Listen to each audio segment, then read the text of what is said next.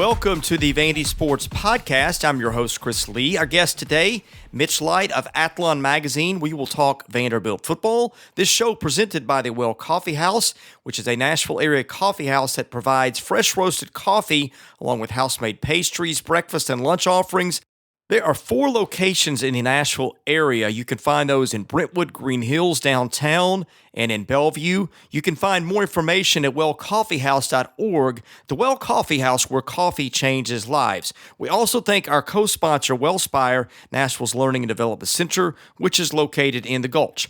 Our news presented by Sutherland and Belk, a family-owned injury law firm. If your loved one has been hurt in any type of accident, call Taylor or Russell at 615-846-6200. See what your rights are and if they can help.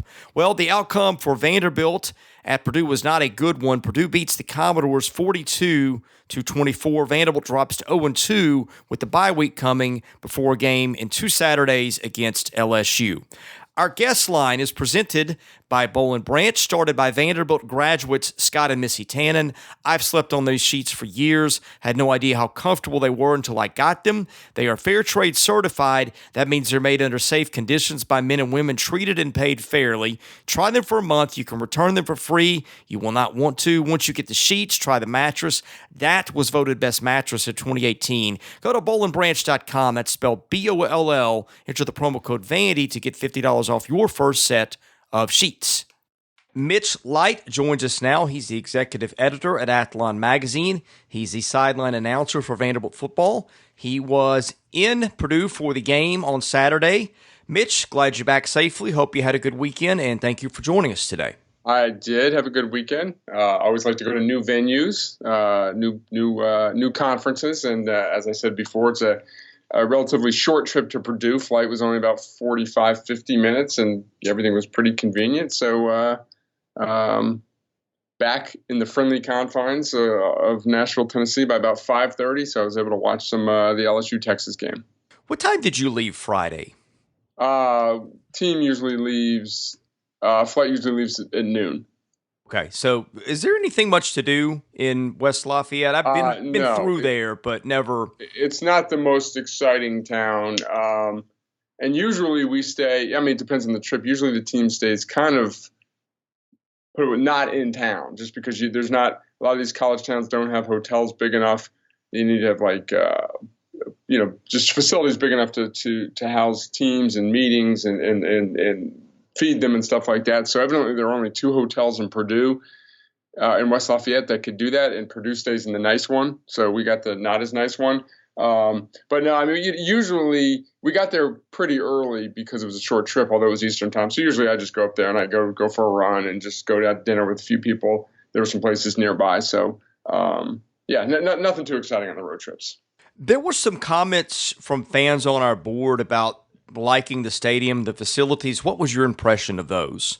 It was nice. The stadium actually I thought it looked like Vanderbilt Stadium, just bigger. It's just one, it's a big U, and it's almost all bleachers except for some areas, I think, at the 50-yard line on the other side that have chairbacks. They've done some renovations recently. There's I don't even know, ribbon, I think you'd call it, like a scoreboard type, they put scores on it and stuff like that stretches around the whole stadium. So that and it's cool that it's grass, it's natural grass. So then it was a sunny day and early in the season, so the grass isn't chewed up. It was their first home game. So aesthetically, everything looked really nice. So I think it seats about 60. So it's basically like Vanderbilt Stadium, a little bit bigger with some renovations. Let's talk about the game. What stood out to you? I was surprised early going offensive ineffectiveness for both teams. There's 4 and outs, 2 each side. I mentioned to Joe in the air, I watch a lot of college football, and you look up and there was 4 possessions in the game and there's 9:45 on the clock. So 4 possessions in 5 minutes. And then, obviously the penalties really hurt Vanderbilt. There's different levels of penalties, different types of penalties. Vanderbilt's kept drives going for Purdue. I know you can say that they negated some turnovers, but on 2 of the interceptions, It was clear Vanderbilt was offsides, and you can make the argument that Sindelar would not have thrown the ball. He threw the ball into coverage, one of the free plays. So I know you can sit there and say, oh, it cost 2 turnovers. I wouldn't really say that, but there were some really drive killers on offense and some ones that kept drives going. If you would have told me that Vanderbilt would be so effective against the run, I'd say they had a pretty good chance of winning. That obviously wasn't the case. I thought Vanderbilt did a pretty decent job on Moore in the first half. I started charting this because I saw a Big Ten Network clip of all 13 of his catches, and I think only 2 or 3 of his catches in the first half went for first downs. That changed in the second half. So basically just not good enough. I mean, if Vanderbilt plays Purdue 10 times on the road, I think Vanderbilt can beat them three times, maybe 3 or 4 times. Purdue maybe right now the better team. They had the better quarterback, and they had the best player on the field in Rondale Moore. So I thought he was the difference there, and just not just giving up too many big plays. Obviously on defense, you can't give up 500 passing yards. Was it 600 yards? I'm looking right now. It was 509. 509. You can't give up 509. In the second half, they just couldn't get stops. Whenever Vanderbilt would score, Purdue would score, and just could not get stops. How hot was it up there? Nothing. I mean, it was comfortable. I mean, so he wasn't a factor. Yeah. No, I don't think Vanderbilt's playing a lot hotter weather early in the season. I mean, obviously, I'm not in pads. Sun was out. I'm sure it was a little hot, but you'd have to ask the players, but I would not say heat was a factor at all. The non-call on the safety, the rule appears to read that the quarterback, as long as he is outside the tackle box, which I'm pretty sure he was, he's just got to get the ball past the line of scrimmage extended, which was, I believe, the 16 in that case. Did you think that was a good call? Did the ball get to the 16 extended out of bounds? So even you can't tell because I think it hit someone out of bounds at like the 14. Okay. So, I mean, I was not in good – I was basically about the 50-yard line or maybe on the other 40. So I didn't have a good view. And I watched it on replay. There's not a great replay, except that, again, you can watch if you have the Big Ten Network, go back and watch it. I think the ball, if there was nothing in the way, if it hit someone near the sideline and then probably would have hit out of bounds or going into the stands, if it would have fallen on its own, you could argue it might have reached the line of scrimmage, but it didn't. It fell before that. The thing that just I know bothered Derek Mason and bothered me because I was on the Vanderbilt sideline was that they threw the flag and then picked it up, and an SEC crew. So obviously a very pivotal part of the game. Were there about 7-8 minutes to go, or maybe a little bit more, and would have cut the lead to 9 and give Vanderbilt the ball with momentum. So yeah, I thought it was a bad call, but obviously I'm looking at it from the Vanderbilt sidelines point of view. Yeah, my gut feeling was that it was a safety, but then when I watched the replay, it's like you said, it was very inconclusive. Yeah, I don't know about replay. I don't know if you replay that, and they might the replay guys might have been looking at it while Derek was arguing. Like just because they don't go to an official replay does not mean that they are not reviewing it. So they could have been reviewing it and said, "Hey, there's not enough for us here to overturn it." So they could have communicated with the official on the field and said, "Don't even bother," but taking a timeout. Yeah, and I don't know for sure if this is the truth, but I thought I heard them say on the broadcast that was not a reviewable play, which doesn't make any sense to me. Yeah, I don't know why that wouldn't be reviewable. Because you're basically looking for something very definitive. Did the ball go past the line of scrimmage or did it not? It's not a judgment, So, this isn't the way I look at things as a fan of my teams. Like, I don't get as mad when my team didn't do anything to cause it. Like, if it's I'm trying to think of an example of a different sport, but like Vanderbilt kind of got lucky on that play. Sindelar stood behind the guard instead of the center. And there was a bad snap because they screwed up, if that makes sense. It was really nothing Vanderbilt did on that play. Purdue screwed up and Vanderbilt almost benefited, but that's the way sports work. So that's just the way, I kind of look at things. Well, at the time when I watched, I thought, hey, that's the break they needed. Now they've got a chance to get the ball back, to make the game almost even with the score. But the way the game played out from there, it kind of seemed like they weren't going to get stops no matter what. So I don't really think in the end it changed the outcome. Well, I would counter, Purdue might have tightened up a little bit. In the second half, Purdue had the lead. They played with a lot of confidence. If Vanderbilt gets the ball, good field position, they cut it to 2. Purdue tightens up a little bit. Sindelar has been prone to making mistakes. He made mistakes in the Nevada game that contributed to their loss. So I would say you put a little pressure on him with his history. You never know what's going to happen. Let's talk about injuries and things of that sort. Now, look, I'm not making excuses for how poorly they played because they played poorly no matter what, and they've got to deal with that, and they've got – look, every team in the country is banged up to some sort, and that includes Purdue. But you had Devin Cochran, their left tackle, and their best offensive lineman out. Sean McMorrow, I think, was unavailable. Amir Abdur-Rahman, I think, was unavailable. Javian Marlowe. On defense, Frank Koppett's out. I don't know that one's hurting them that much right now because of how Jerkins is playing. And then Falete Afamui was out too. And I don't think he's going to be out long. But how much do you think injuries are affecting what they do and what they can call? That's a difficult question to answer. I would say the injuries to Cochran and Marlowe are the big ones. Marlowe just gives them a different dimension. Even if he only touches the ball 5 times a game, he gives them something.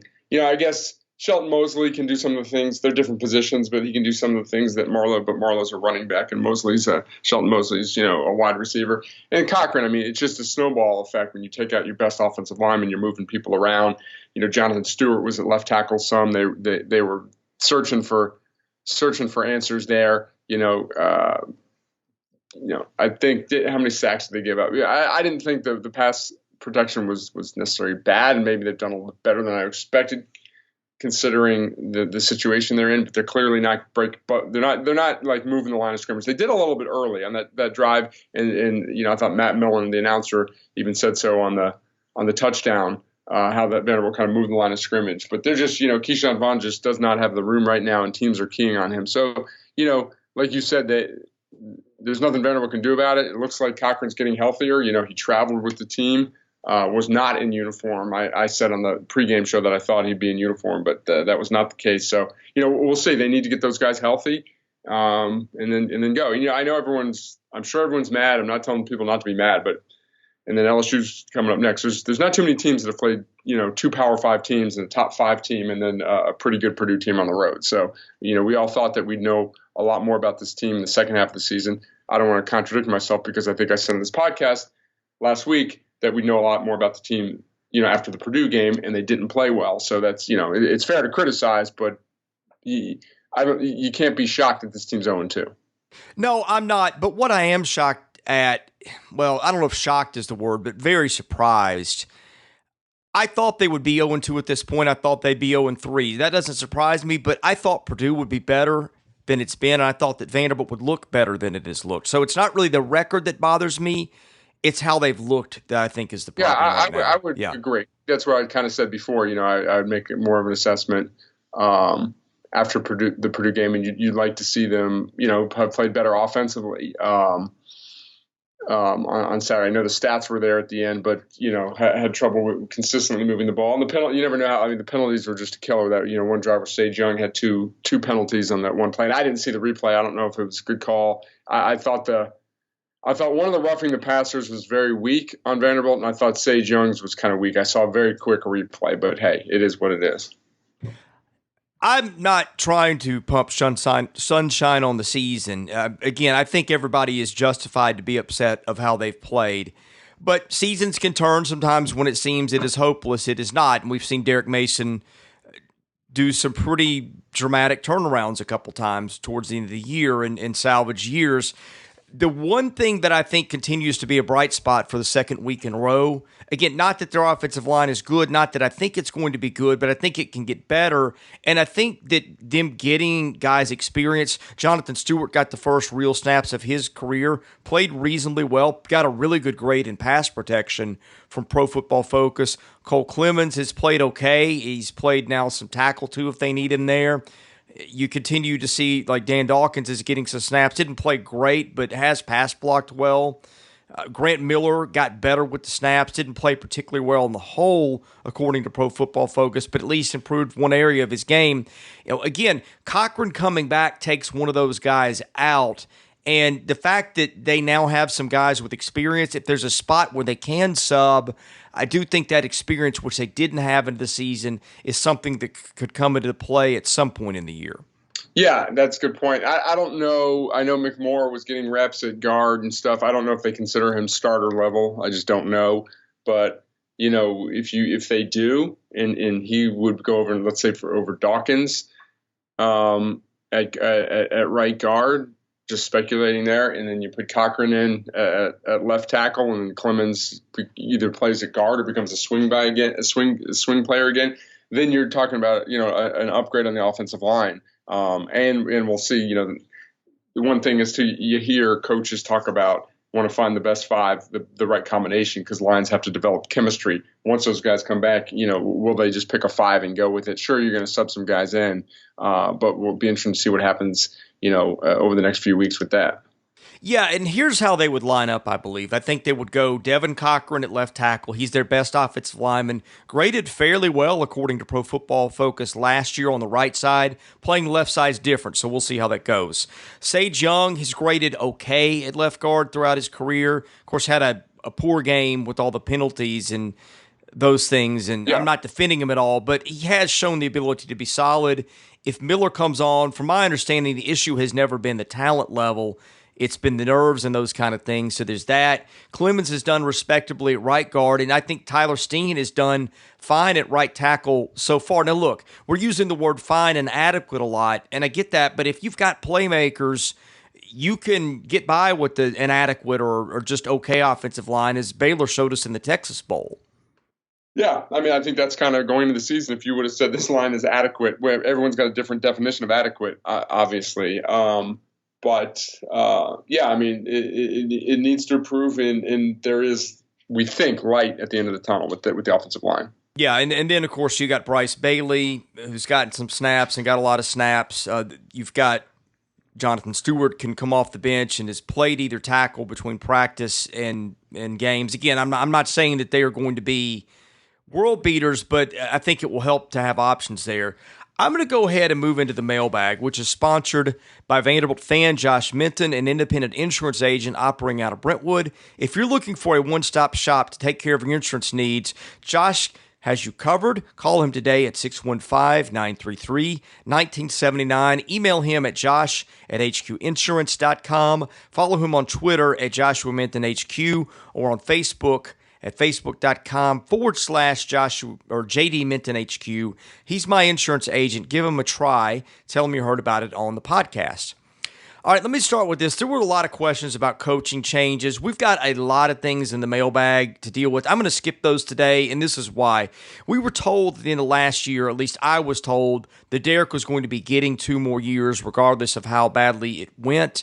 That answer, I think, was only upheld by the fact they extended him this spring. So I think we're just kind of wasting our time with questions of coaching changes. Whether people think that is justified or not, we can debate. But in terms of things we're going to hit today, I'm going to stay away from that because we've probably got a dozen other questions that are more relevant. And I'm going to start with this one. Theodore 8 says, Sagarin has Vanderbilt rated 146 in the country. Obviously, it is a small sample size. How much better do you think Vanderbilt is than that at this point? And says we have to significantly outperform our current rating or it will have been a disaster of a season. I'm not really going to – I'm not – I don't know Sagarin's formula after 2 games. Is Vanderbilt the 150th best team in the country? No. I can tell. I'm looking right now. At Athlon Sports, Stephen Lassen and I do a ranking every week, and we have Vanderbilt ranked 59. I think had 51st before the game and dropped 8 spots. So, again, I know I know strength of schedule, and that's reflected in a lot of computer rankings and stuff like that. But there's not many teams that have played a top 5 team at home and another Power 5 team on the road. So, the stats are going to be what they are because of that. Vanderbilt, look at last year. Is this team worse or better than last year? We'll find out. But at this point last year, Vanderbilt was 2-0 because it beat 2 Group of 5 teams handily at home. It wasn't a great barometer of where this team was going to end up, and maybe this isn't a great barometer either. Yeah, I think Robbie Caldwell's team, which is one of the worst in the last few decades, finished, I want to say, around 120 in this aggregate. So that is unusually low. I have to think that there's not a preseason bias baked into that at this point, which I would have thought, because I think they would have started the season probably in the somewhere in the 60s or 70s. So to me, if that's in there, what that tells me is that they are getting dinged for what happened between Nevada and Purdue, which that's not to say that is invalid, but I'll bet you that's got a lot to do with what is going on. Yeah, yeah, and again, I mean, I follow college football pretty closely. I feel I have a pretty good read on the national landscape, and there are a lot of teams that should be ranked ahead of below Vanderbilt in the FBS. A lot. 96 Doors says, which players are the most vocal leaders? Do you see the sideline holding teammates accountable for players being focused, disciplined, and playing sound football?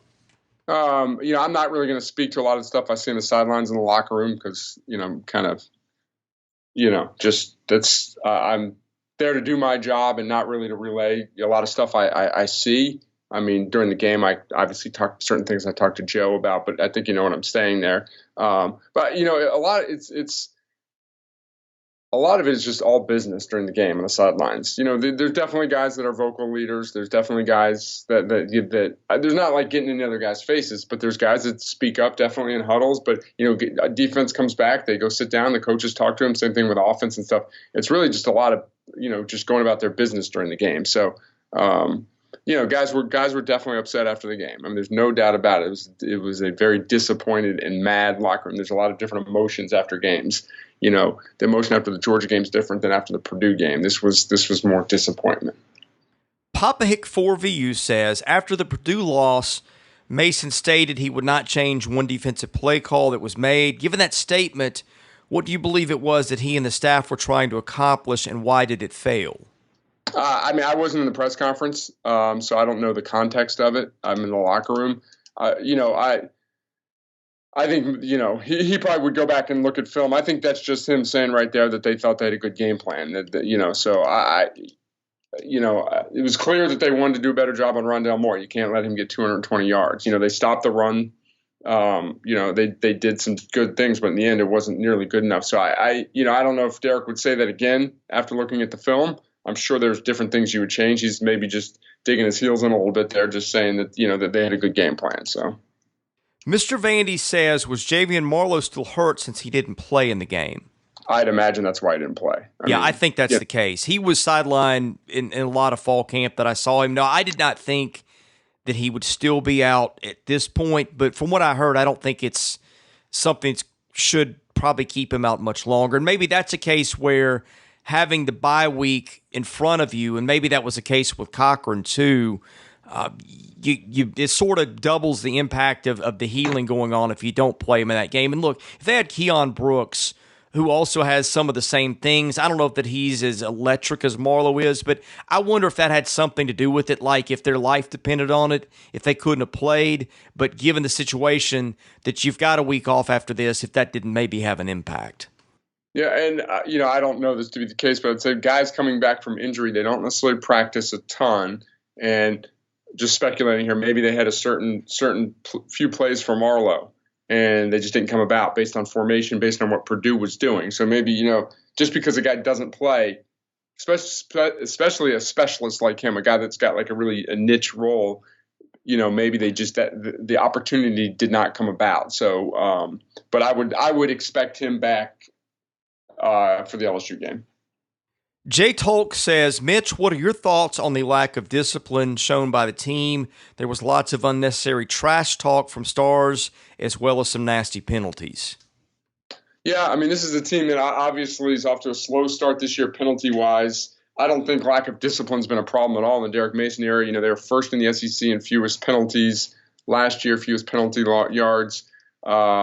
2017, they were 8th in the league in both penalties and penalty yards. 2016, they were 6th in both penalties and penalty yards. So that hasn't been an issue. I'm not going to defend the guys. A lot of it has how a game is called. Again, I didn't see the Sage Young play. They do have some guys who've gotten some penalties. Kalijah Lipscomb last year had penalties unsportsmanlike penalties in 3 straight games. So it's not saying it doesn't happen, but it was clearly I don't know if Sindelar was doing something with snap count, drawing guys off, or they're just getting antsy or whatever. But you can sit there and say each case is sort of isolated, but when it adds up, it was definitely a problem, and clearly the coaches weren't happy with it. But I wouldn't say it's an undisciplined program because of the numbers I just gave off. It has not really been an issue in recent years.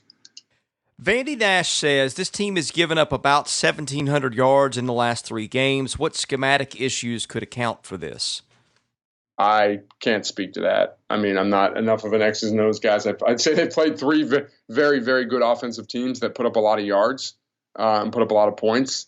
I mean, Purdue, Jeff Brom, they 3 good offensive schemes and all that. So I don't know if it's, not getting enough pressure on the quarterback. There's different things. Last year I thought a lot of it was stopping the run. The Georgia game was stopping the run, and they play a Purdue team that's obviously not as physical up front, and they can't stop the pass. So I'm not trying to dodge the question. I just don't know enough about the X's and O's of playing defense to sit here and say, other than just not playing well enough, why they've given up so many yards. Frida's boss says, could Vandy try to use Keyshawn Vaughn in the way the Saints use Alvin Kamara? I.e., is Vaughn a good receiver? He says it appears we have a bad line and teams will try to stack the box, so getting creative and getting Vaughn the ball would be a good idea. Yeah, it seems. I mean, I think he is definitely a good pass catcher. They've put him out wide several times. I haven't counted, but I would say, I don't know how many times you've noticed, but that they do, they'll line him up right next to the quarterback and then send him out wide. I'm sure they're trying to get as many opportunities they can to get him the ball. No doubt about it. And, he's done obviously he's clearly improved his pass protection. He's in there more downs and stuff. So, I'm sure that'll be a focus over the next 2 weeks. Well, there was a big emphasis on that in the fall when I got to watch. He got the ball in the screen game a lot. I think the problem is teams just seem to be anticipating that because it seems like wherever he gets the ball, whatever spot on the field, there's a rush of defenders that are sort of watching for it and are there to meet him as soon as he touches it, whether that's out of the backfield or whether that's out wide. Right. Vanderbilt's one of, again, I've said this a lot on the podcast, and I don't have the numbers to back it up other than just anecdotally watching college football. I thought Vanderbilt was one of the best screen teams in the country last year. Did a lot with the tight ends too. I don't know if we've seen a tight end screen in 2 games, but like you said, I mean, Keyshawn Vaughn is one of the most marked guys in the country, probably because when you factor in a offensive line that's been rebuilt, a new quarterback, if you're an opposing team, what are you going to try and do? Take away Keyshawn Vaughn. So I mean, it's clear, and I guess you'd say it's up to the staff to figure out ways to get him the ball. Raiders 1967 says, why did Andy Ludwig leave? What candidates for the coordinator position did Vanderbilt pursue or consider besides Jerry Godowski? Andy Ludwig left because he's a Utah native and, he's from there, and Utah's got a really good program, and he knew that he was going to a team with a senior quarterback and a top 10, a preseason top 15 team that had a chance to win the Pac-12. I heard him say his daughter, she was a sophomore last year in Nashville, wants to go to the University of Utah. So, I mean, I think that move made a ton of sense. And I know you followed the coordinator search more than I did. So I don't even, honestly, I really don't even know who else they talked to. I was told they had offered the position to T. Martin, who, of course, ended up going back to his alma mater. And I think they may have pursued somebody else. I don't know if it was Cortez Hankton or who it is. I think there was somebody else they were talking to in there. Martin, I know, I don't say I know I wasn't there, but pretty good source told me that was legit. And he just turned him down. So that was one of those things that was shrouded in a lot of mystery and not a lot came out, but that's what I heard at the time. And the Hankton thing that's very speculative on my part. I think they were trying to find somebody else and maybe somebody on the Georgia staff. That was all. Not a lot came out on that one, and that was more of a guessing game. And as a guy, obviously, he's been here before. So it would make sense. But I think the T. Martin one had legs to it. Dorking says, what was the vibe on the sideline after the loss? Do you think the likely 0-3 start will affect the team's motivation for the rest of the season? Like I said, just disappointment. Guys were very disappointed and frustrated and all that stuff. Derek Mason's done a good job keeping his teams together, after slow starts. And I know players don't look at stuff like we do, fans do, media does. But I mean, if they're gonna they're going to quit, which I'm not saying they will or anybody after going 0-3 against that schedule, then that's not you got to be more mentally tough than that. So it's the way it is. It's the way the schedule unfolded. It's not like, let's say last year they go 0-2, get upset by Nevada and Middle Tennessee. Then you could sit around and looking like, what can this team do if they can't beat those two teams? It's not the case with these three teams that they play. So I expect this team to play well to play hard throughout the course of the season. And I don't, other than being really, really disappointed, I don't think it affects the way they prepare for future games. Anything else on that game before we get into a couple of other college football things I wanted to ask you about? Not really. I haven't gone back and watched some of the games. I mean, the entire game. Did it seem to you that a couple of the long plays that Vanderbilt had guys in position to knock the ball down and either just mistimed it or like on one of the touchdowns, I thought, was it Carrier Williams, I thought, or Watkins? Seemed like he was going to knock the ball down, and then you look up and it was a touchdown. There's just some weird plays by the secondary, seemingly in position, but just didn't make plays. Yeah, I'm glad you bring that up. Look, they played poorly, and that's all you can really control. And I think, again, that was not a winning effort anyway, but there were some comments about maybe some things not called both ways on penalties and personal fouls and things like that, and a couple of them being nitpicky. The one you're speaking of, Cam Watkins overran it. Probably should have had an interception and overran the ball, and that ended up being a touchdown. One of Rondale Moore's scores, the official, and I'm not saying there was any intent in this, but it just happened that way. He basically screened off a couple defenders, peeled off that, and raced about 25 yards for a touchdown. Again, I don't think that anything changed the outcome of the game, but it was one of those, like, between that and the safety and the way the penalties were called, it was kind of like anything that could have gone wrong for them in a way did. Yeah, I agree. And again, not taking anything away from Purdue or trying to give Vanderbilt any credit it doesn't deserve. That's just one of those things. If you felt like you could have started the game over and just played it again, Vanderbilt might have had a chance to win the game, but didn't make the plays. Obviously, they needed to. Got off to a slow start, really only that one good drive in the second half. I was just looking at the stats. I thought actually Pinckney caught the ball on the Hail Mary at the end of the first half. I didn't realize it was Pierce just until a few minutes ago when I looked that up. So, hey, good for Chris Pierce, showed some wheels on that play too. And that was a similar play that we're talking about from a Vanderbilt point of view, that Purdue looked like it was in position to make that a relatively short gain. The DB kind of overran his little back shoulder. Pierce caught the ball and just took off, and I was a little surprised to see him outrun the defense there. It was a good job. Yeah, I've been told that his speed increased between last season and now, that he's worked hard on that. And not to take away from Chris, but that struck me as one of those quintessential, he benefited from other guys on the field kind of thing in a way, because I'm sure their eyes were on Vaughn and Pinckney and whoever else was in the game. And that was one of those that, like, once he got by that first tackle, which was good play by him, I think the defenders were concentrated elsewhere, which made that, which is really, I think, had a lot to do with so much open field.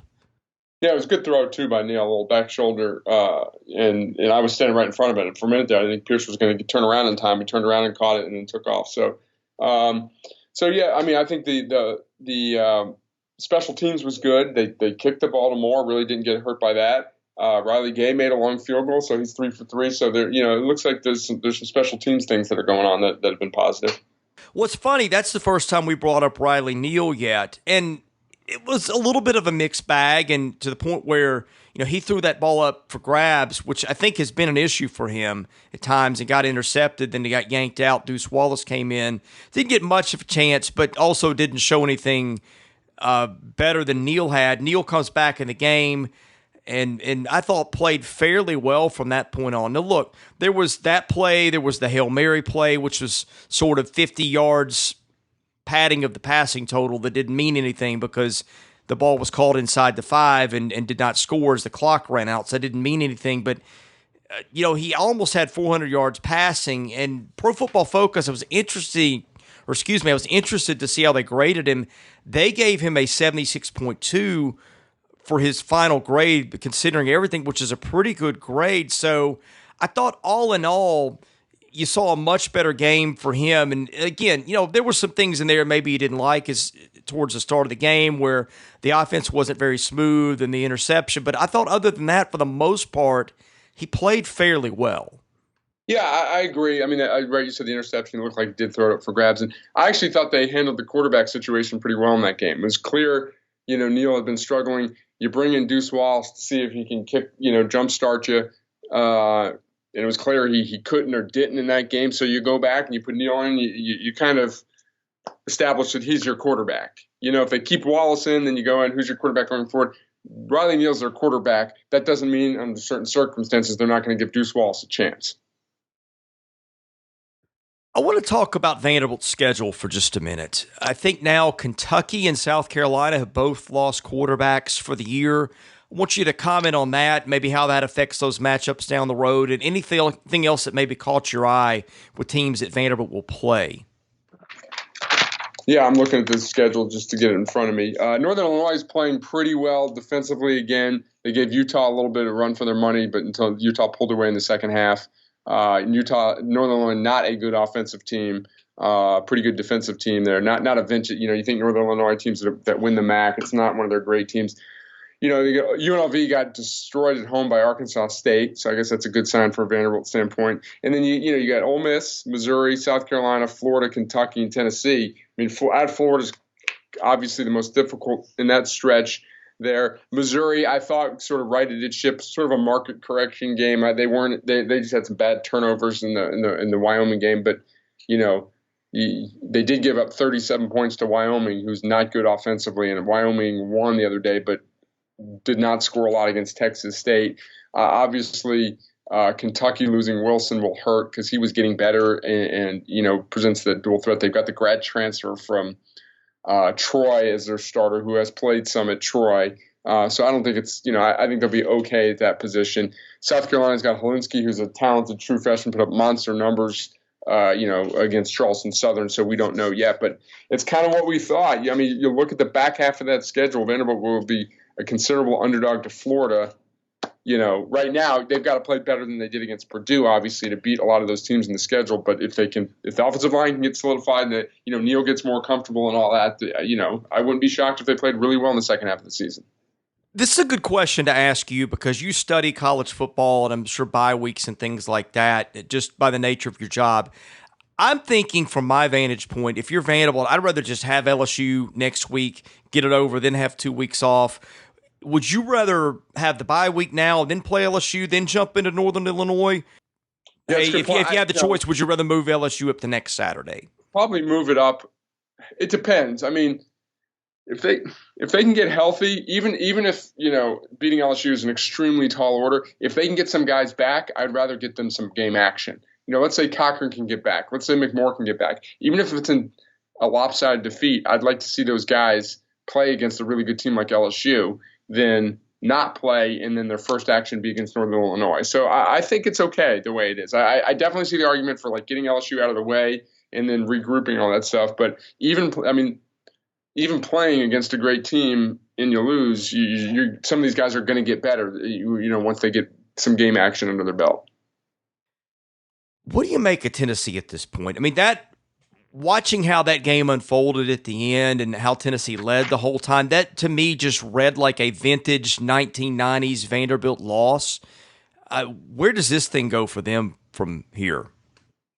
Yeah, someone mentioned that to me, that phrase, and not to defend Vanderbilt. We both follow the program very closely. There was a lot of losses like that in the 90s and 2000s maybe. I can't remember too many times recently where Vanderbilt has just blown a game like that, where you snatched the defeat from the jaws of victory. And maybe Missouri, you can look back and say they could have won last year at the fourth down, but that was in the third quarter, early fourth quarter. I can't remember just a devastating late game loss by Vanderbilt recently. But on to Tennessee. Yeah, I mean, no excuse to lose the game the way they were positioned. Now, they were fortunate. They didn't play very well offensively. BYU is a good defensive team, but I don't know if you saw Tennessee's first touchdown of the game or their only touchdown.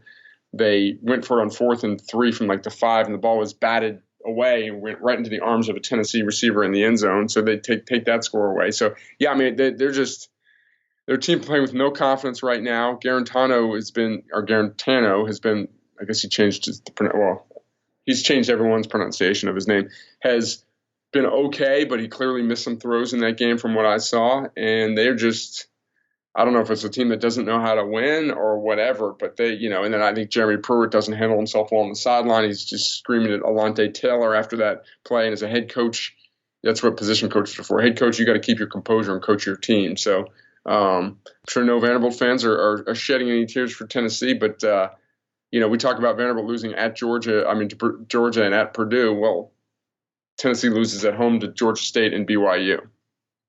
Where do you guys have BYU in your top 130 or whatever it is that you guys do this week? Let me bring it up again. We're at 51. Okay, so a little ahead of Vanderbilt, right where Vanderbilt was a week ago, basically. Yeah, pretty much.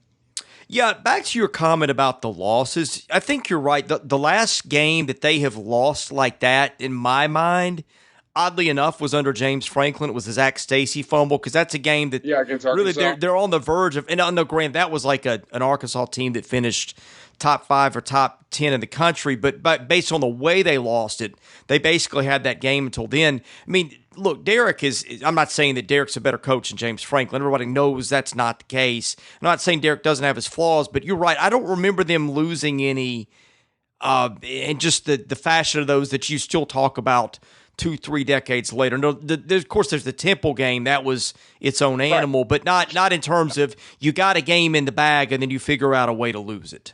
Right. And there's different, as fans, you argue which is worse, getting, like, as Tennessee fans, would they rather be uncompetitive against Georgia State or, pushed around, or play harder and all that stuff and lose the way they did against BYU? That's a study of the psychology of a fan. Georgia didn't play particularly well against Murray State, it didn't sound like. Do you read anything of that? Is that just a coast game? Yeah, just whatever.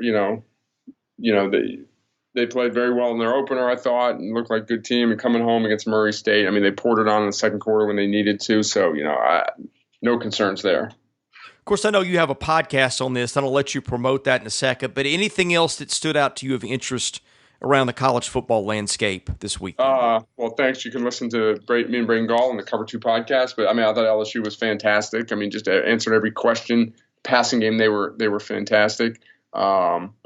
Little concerned about Michigan. Obviously, I know Army's difficult to play, but, Michigan's under Josh Gus. They only had 2 drives over 50 yards, which isn't great. Clemson was impressed with the way they completely shut down Texas A&M. Texas A&M had like 230 yards of offense. They had 90 yards on their last drive and then 67 on the previous one when the game was pretty much over. So, not a ton of nothing shocking really happened. There's still a lot of teams playing FCS opponents in group of 5 opponents. So, I guess starting the next couple of weeks, we'll really get into the nuts and bolts. And in fact, they're trying to. I don't think they've even announced the times for the game, for the LSU game, which they usually do by noon or 1 o'clock. I think there's a lot of schools jockeying for getting favorable time slots for those games, because there's 2 CBS games, and I think there's only 1 ESPN primetime spot or something like that. Someone on Twitter was saying that there's going to be a lot of 11 o'clock games, so people are trying to jockey for the best time there. So, I know that's slightly off topic there, but that's something that usually at this time we know by now. Gun to your head, who's better right now, LSU or Georgia? LSU, but very close. I'd have LSU ranked 3rd, Georgia 4th, but flip a coin right there. Mitch, thank you for joining us today. I want to give you a moment to promote your Twitter account, to talk about Athlon's college basketball issue, which I think will probably be hitting newsstands soon if it hasn't already. Just give us the details and anything that you'd like to promote. Our college basketball magazine is actually out on newsstands. I got a bunch stacked in my office right now, and you can check that out. You got the Vanderbilt Tennessee cover should be out, or you can buy it online at athlonsports.com /store. And our podcast twice a week. We do Monday recap, Wednesday previews. Braden Gall and I on Athlon. You can find it on anywhere you get your podcast or athlonsports.com. By the way, speaking of basketball, Vanderbilt did get a commitment over the weekend. If people think we are ignoring that, we are not. I'm just going to save that for another episode later in the weekend. When you got 2 weeks off, we got a bye week in there, you've got to ration your content. So that's what I'm doing with that a little bit. But anyway, Mitch, thank you so much for joining us, and we'll catch you again next Monday as Vanderbilt gets ready to play LSU. Sounds good, Chris. Take care. He's Mitch Light. I'm Chris Lee. Thank you for listening to the Vandy Sports Podcast.